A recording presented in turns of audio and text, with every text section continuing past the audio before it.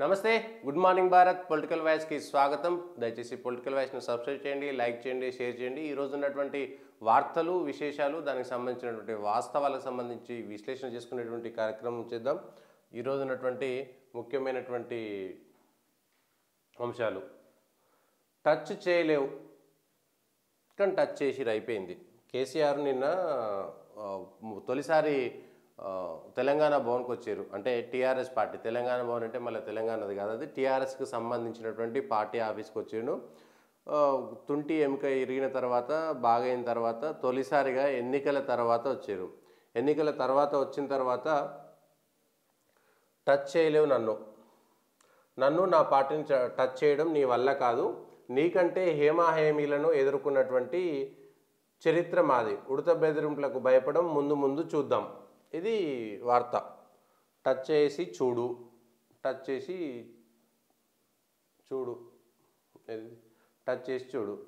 చూసారు. కాంగ్రెస్లో చేరిన అనంతరం ఆ పార్టీ అధ్యక్షుడు ఖర్గేను కలిసిన వెంకటేష్ నేత చిత్రంలో బట్టి, రేవంత్, కేసీ వేణుగోపాలు. బీఆర్ఎస్కు షాకు అయిపోయింది. నల్గొండ సభలోపే బీఆర్ఎస్ నేతలు కాంగ్రెస్లోకి. లోక్సభ ఎన్నికల తర్వాత పార్టీ 4 ముక్కలు, 12-13 ఎంపీ స్థానాలు సాధిస్తాం. కోమటిరెడ్డి అయిపోయింది. నీకంటే హేమాహేమీలను ఎదుర్కొన్నాం. కేసీఆర్ గారు తొలిసారి వచ్చిన తర్వాత ప్రజలకు సంబంధించినటువంటి అంశాలు మాట్లాడతారనుకుంటే, అంటే గత 10 సంవత్సరాలకు సంబంధించి ప్రజలు ఎందుకు మనల్ని ఓడగొట్టారు, ఏం జరిగింది, ఆ ఓడగొట్టిన దానిపైన సమీక్ష చేసి మనం ఇచ్చినటువంటి హామీలు ఏంటి, ఏమైందంటే చేసినటువంటి తప్పులకు సంబంధించి ఎందుకు ఓడగొట్టారు ప్రజలైనటువంటి అంశం పైన కాకుండా అవతల వాళ్ళని ఎదుర్కొనేటువంటి అంశం కోసం మాట్లాడారు. మంచిదే, ప్రతిపక్షంగా ఉండాలి. కాంగ్రెస్ ఒకవేళ విజృంభిస్తే టీఆర్ఎస్ని ఎక్కడ మింగేస్తుంది అనేటువంటి ఒక భయము. టచ్ చేసి చూసారు. ఇంకా కొందరు ఎమ్మెల్యేలు వాళ్ళు కూడా ఉన్నట్టుగా తెలుస్తున్నది. బీఆర్ఎస్ నేతలకు కాంగ్రెస్ గాలం, టచ్లోకి మరో ముగ్గురు ఎంపీలు, పలువురు ఎమ్మెల్యేలు ప్రతిపక్షాన్ని బలహీనపరచడంతో పాటు రాజ్యసభ ఎన్నికల్లో 3వ అభ్యర్థి గెలిపే లక్ష్యంగా ప్రణాళిక. పదవులు, పనులు, వ్యాపార అవసరాల ప్రాతిపదికన ప్రలోభాలు. పార్టీలో చేరిన ఎంపీ వెంకటేష్ నేతకు మళ్ళీ పెద్దపల్లి టికెట్ హామీ. కేసీఆర్ నిన్న నన్ను టచ్ చేసి చూడు అన్న దానికంటే కొద్దిసేపటి ముందే ఆల్రెడీ టచ్ చేసి చూసారు. ఒక సిట్టింగ్ ఎంపీ వేయండు, ఇంకో 2-3 ఎంపీలు, రాజ్యసభ సభ్యుడు కూడా పోతారనేటువంటిది ఒక చర్చ జరుగుతున్నది.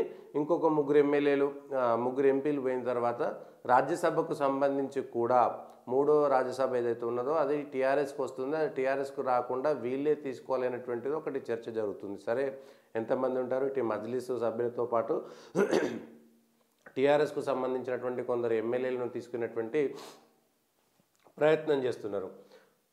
నన్ను నా పార్టీని టచ్ చేయడం నీతో కాదు, నీకంటే హేమాహేమీలనే ఎదుర్కొనేటువంటి చరిత్ర. ఒకసారి 2009 ఎన్నికల సందర్భంలోకి వెళ్దాం. 2009 ఎన్నికల్లో TRS party, TDP, CPM, CPI లాంటి పార్టీలతో కలిసి పోటీ చేసి ఓడిపోయిన తర్వాత అప్పటి టీఆర్ఎస్ రాష్ట్ర శాఖ అధ్యక్షుడు అయినటువంటి కేసీఆర్ నేను పదవికి రాజీనామా చేస్తున్నానని చెప్పేసి రాజీనామా చేశారు. హేమాహేమీలను ఎదుర్కోవడం కోసం 2004లో 2001లో పార్టీ పెట్టినప్పుడు అదే టీడీపీకి వ్యతిరేకంగా పనిచేసి 2009లో అదే టీడీపీతో కలిసి పనిచేసి ఓడిపోయిన తర్వాత రాజీనామా చేసి ఇంకా నేను ఉండను అని ఒక డ్రామా మొదలుపెట్టారు. ఆ రోజు ఆ హై డ్రామాలో అప్పుడు మాజీ మంత్రి చచ్చిపోయినటువంటి నాయన నరసింహారెడ్డి గారు వీళ్ళు వెళ్ళి మళ్ళీ కేసీఆర్ని బతలాడి నీ నాయకత్వం లేకపోతే ఇక్కడ ఇబ్బంది అవుతున్నట్టు విధంగా క్రియేట్ చేసుకొని, ఎందుకంటే అప్పటికే ఒక టీఆర్ఎస్ పార్టీ నుంచి కాంగ్రెస్లోకి రాజశేఖర రెడ్డికి సంబంధించినటువంటి ఆ ఎత్తుగడల్లో చాలామంది వెళ్ళిపోవడము, 2009లో మళ్ళీ కాంగ్రెస్ పార్టీ అధికారంలోకి రావడము, రాజశేఖర రెడ్డి వచ్చిండు కాబట్టి ఇక టీఆర్ఎస్ పార్టీ ఉండదేమో, ఉన్న నాయకులంతా వెళ్ళిపోతారనేటువంటి ఒక భయం కావచ్చు. ప్రజల్లో టీడీపీ వామపక్షాలతో కలిసి వెళ్ళినా కూడా ఆ పొత్తులో కూడా ఎక్కడ కూడా పెద్దగా రాలేదు, జనం నుంచి స్పందన రాలేదు, టీఆర్ఎస్ పార్టీ గెలవలేదు.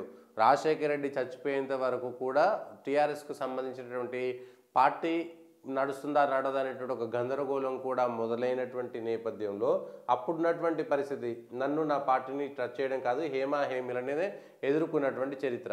ఇదే చరిత్ర 2009లో టీఆర్ఎస్ పార్టీని నడపలేనని రాజీనామా చేసింది ఇదే కేసీఆరా కాదా అనేటువంటి విషయము గుర్తు చేసుకోవాలి. దీనికి సంబంధించి ఎందుకు ఈ మాట చెప్తున్నానంటే ఈ ఎన్నికల్లో ఓడిపోయిన తర్వాత 2023లో ఎవరైనా గెలుస్తారు, ఎవరైనా ఓడిపోతారు. కాంగ్రెస్ లేదంటే బీజేపీ, టీఆర్ఎస్ ఎవరు పూర్తి స్థాయిగా 40-50 ఏళ్ళు వరుసగా మళ్ళీ వాళ్ళే గెలిచేటువంటి పరిస్థితి లేదు. స్వాతంత్రానంతరం కూడా అనేక రాష్ట్రాల్లో 5-10 సంవత్సరాలకే కాంగ్రెస్ పార్టీ ఖతమైనటువంటి విషయాన్ని మనం గమనిస్తాం. చరిత్రలో అది సాక్ష్యంగా కనబడుతున్నది.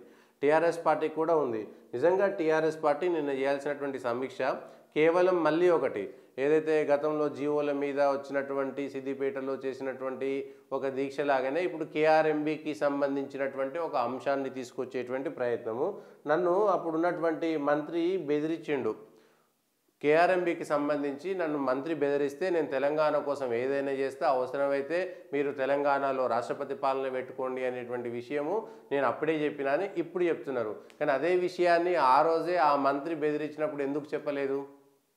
ఈ అంశాలన్నీ కూడా ప్రశ్నలు తలెత్తేటువంటి అవకాశం మాత్రం కనబడుతున్నది. దానికి కూడా చెప్పాల్సినటువంటి అవసరం వచ్చింది.